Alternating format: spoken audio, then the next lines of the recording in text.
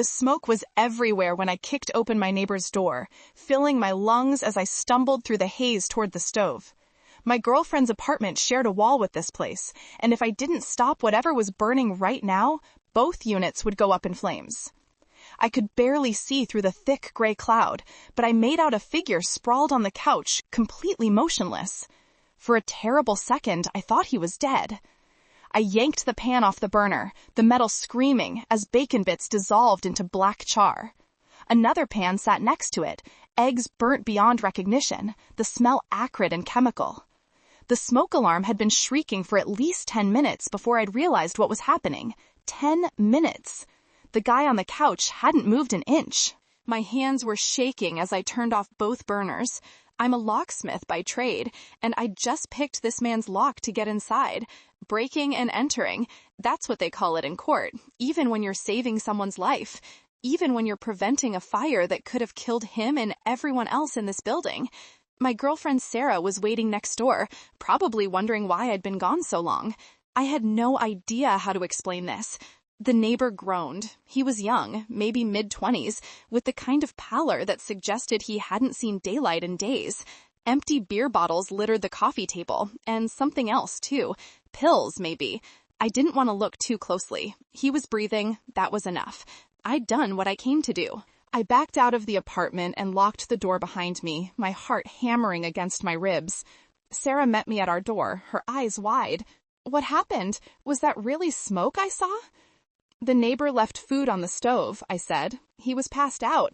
I had to get in there before the whole place went up.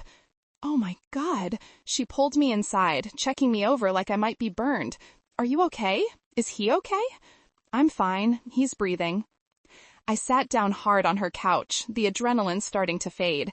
Sarah, I picked his lock. I had my tools with me, and the side door was locked, so I picked it. The front door was unlocked, but I tried the side first. She blinked at me. So, you saved his life, Alex. You probably saved both our apartments. I know, but legally, I'm not sure where I stand. Breaking and entering is serious, especially for someone in my profession. If he decides to press charges, I could lose my license. I could lose everything. She frowned, processing this. But you were helping him. There are laws for that, right? Good Samaritan laws? I think so. I hope so. I rubbed my face, trying to think clearly.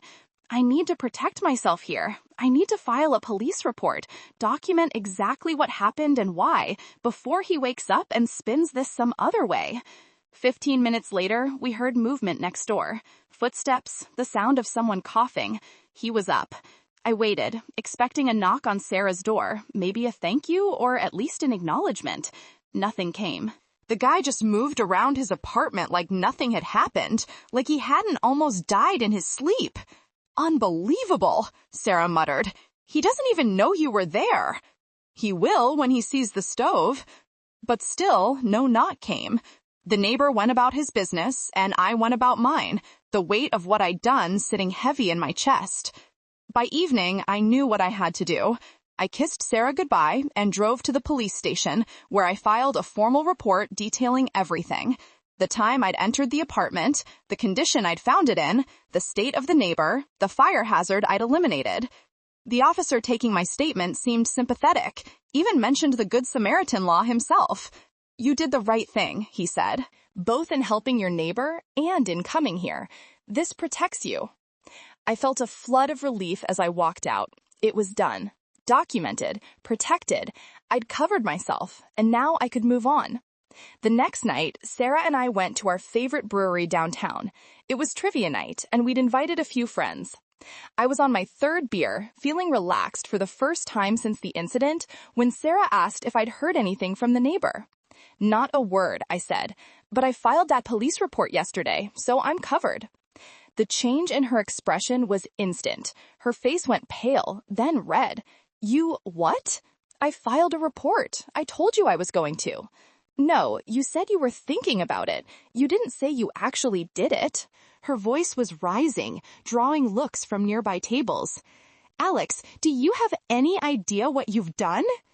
I set down my beer, confused. I protected myself, like we talked about. We didn't talk about anything. You made a decision that affects both of us without even consulting me. She stood up abruptly, grabbing her purse. I live next to him, Alex. I have to see him every single day. And now the police are going to show up at his door because of something you did in my building? Sarah, wait! But she was already walking away, weaving through the crowd toward the exit. I started to follow, but she turned back, her eyes flashing. Stay here. I'm leaving. You're my ride. My car is at your place. Then call a cab. She pushed through the door and was gone. I stood there, my beer getting warm in my hand, watching her taillights disappear down the street. Around me, trivia night continued, people laughing and drinking like the floor hadn't just dropped out from under my feet. My phone buzzed. A text from Sarah. We need to talk, but not tonight. I ended up calling a cab home, then another one the next morning to get back to Sarah's apartment where my truck was parked. She didn't answer when I knocked. I could hear her moving around inside, but she wouldn't come to the door. I left 3 voicemails. She didn't return any of them. By the 3rd day, I was desperate. I texted her friend Monica, who I knew would be straight with me. What did I do wrong? I don't understand. Monica's response came an hour later. She thinks you don't respect her space. You made a police report about something that happened in her building without asking her first. Now she's worried about retaliation from the neighbor. Retaliation? I saved his life. He's not going to see it that way when cops show up asking questions about his drug use. That hit me like a punch to the gut. I hadn't thought about it from that angle. The neighbor had clearly been intoxicated, and I'd mentioned that in my report. If the police followed up, he'd know exactly who'd called them, and Sarah's door was 15 feet from his. I drove back to her apartment that evening, determined to fix this. This time, she answered. We need to talk, she said, not moving aside to let me in. I know. I'm sorry. I didn't think about how this would affect you. That's the problem, Alex. You didn't think. You just acted. She crossed her arms, her face harder than I'd ever seen it. Do you know what I found out yesterday? The neighbor came over asking if I'd seen anyone in his apartment Saturday morning. He knew someone had been there. He knew someone had touched his stuff. My blood ran cold. What did you tell him? I told him I didn't know anything about it. I lied to my neighbor, Alex. I lied to protect you. Because if he finds out it was you and that you called the cops on him, I don't know what he'll do. I didn't call the cops on him. I filed a report to protect myself legally. It's the same thing. She finally stepped back, letting me inside. The apartment felt different, colder somehow. Sit down. We need to figure this out. I sat on her couch, the same spot where I'd sat after the fire, and watched her pace. She was scared, really scared. I'd been so focused on covering myself professionally that I hadn't considered what it meant for her to live next to someone who might feel violated, exposed, reported. Has he said anything else? I asked. Not directly, but I've heard him on the phone. He's paranoid now, talking about someone breaking in, stealing his stuff. He's not rational, Alex. He's using, clearly, and now he thinks someone is targeting him. I can talk to him, explain what happened. Absolutely not. She stopped pacing, staring at me.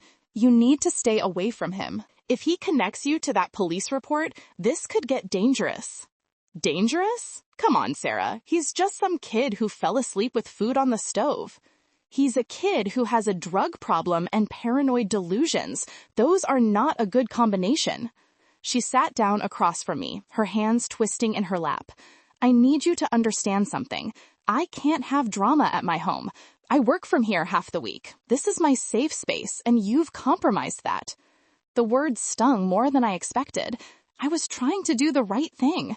I know, but you did it without thinking about the consequences for anyone but yourself.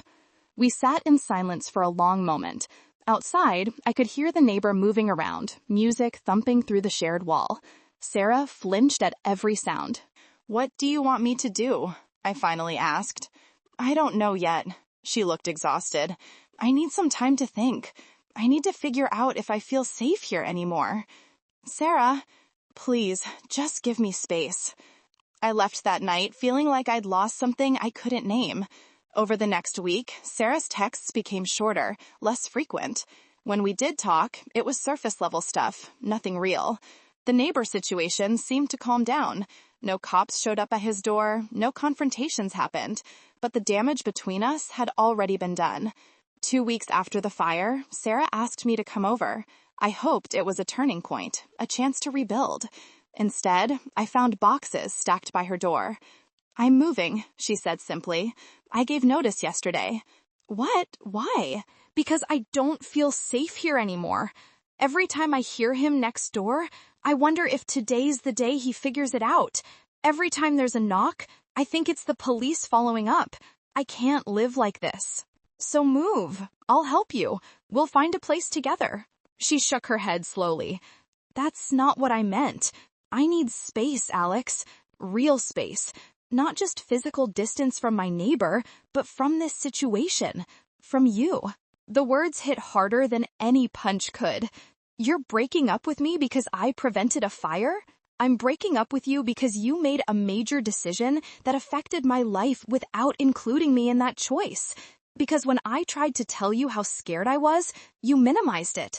Because you put your career concerns above my daily safety." Her voice cracked. "I love you, Alex, but I can't be with someone who doesn't see me as an equal partner in decisions that impact both of us." I wanted to argue. I wanted to tell her she was being unfair, that I'd acted in good faith, that everything I'd done was justified. But looking at her face, at the dark circles under her eyes and the tension in her shoulders, I realized she was right. I hadn't considered her. Not really. I'd been so focused on protecting myself that I'd left her vulnerable. "I'm sorry," I said, and meant it. "I really am." "I know you are, but sorry doesn't change what happened." She handed me a box. "These are your things. The tools you left here, some clothes, that book you were reading." I took the box, feeling its weight. "Is there any chance we can work through this?" "I don't think so. I think we want different things. You need someone who won't complicate your life. I need someone who sees my needs as equal to their own." She opened the door. "I hope everything works out for you. I really do. You're a good person who did a good thing, but the way you handled it showed me we're not compatible long term." I walked out of her apartment for the last time, the box tucked under my arm. In my truck, I sat for a long time, staring at her window. The light was on, her shadow moving back and forth as she continued packing. The neighbor's window was dark. He had no idea he'd been the catalyst for all of this. He had no idea someone had saved his life, or that the act of salvation had destroyed a relationship. My phone buzzed. A text from my supervisor at work. "Heard you filed a police report about a locksmith call? Need to discuss Monday." My stomach dropped. Of course. The report had made its way through official channels, and now my company knew I'd used my skills in a personal capacity. Even with good intentions, it opened questions about liability, protocol, professional boundaries. I drove home in a daze. That weekend, I packed up everything that reminded me of Sarah. Photos, gifts, inside jokes written on Post-it notes. I put it all in a box and shoved it in my closet. Monday morning, I sat in my supervisor's office and explained everything. He listened without interrupting, then leaned back in his chair. "You did the right thing morally," he said. "But professionally, you put us in a difficult position. If that neighbor decides to sue, our company's insurance could be involved. You were carrying our tools, representing our brand, even if you were off duty. I understand. I'm not firing you, but I am putting a formal note in your file, and if anything else comes from this, anything at all, we'll need to revisit your employment." I nodded, accepting the consequences. That's what this all came down to. Consequences I hadn't fully considered when I'd picked that lock. Good intentions didn't erase the ripple effects of my actions. Over the following months, I heard through mutual friends that Sarah had moved to a different neighborhood, somewhere quieter. She'd started seeing someone new, a teacher who worked regular hours and didn't carry lockpicks. The neighbor in her old building had apparently moved out too, evicted after multiple complaints about noise and suspicious activity. The building's landlord had used my police report as part of their case for eviction. So in the end, I'd accomplished what I'd set out to do. I'd prevented a fire, I'd protected myself legally. The dangerous neighbor was gone. But the cost had been my relationship, my girlfriend's sense of security, and nearly my career. I'd learned a hard lesson about the difference between being right and being wise, between individual action and partnership. Sometimes late at night, I still smell phantom bacon and wonder if I'd do it all differently given another chance. The honest answer is I don't know. I'd still kick in that door. I'd still turn off those burners. But maybe I'd handle everything after differently. Maybe I'd put down my phone before filing that report and drive to Sarah's apartment first. Maybe I'd ask her opinion, include her in the decision, make it our choice instead of mine alone. But maybe is just another word for too late. I still work as a locksmith. I still carry my picks everywhere. And every time I smell smoke, my heart starts racing, remembering the day I saved someone who never thanked me and lost someone who mattered more than I'd realized until she was gone. That's the thing about being a good Samaritan. Sometimes the person you're really trying to save is yourself, and sometimes that's not enough. Let me know your thoughts in the comments below. Should I have put my relationship first before filing that report, even if it meant risking my career?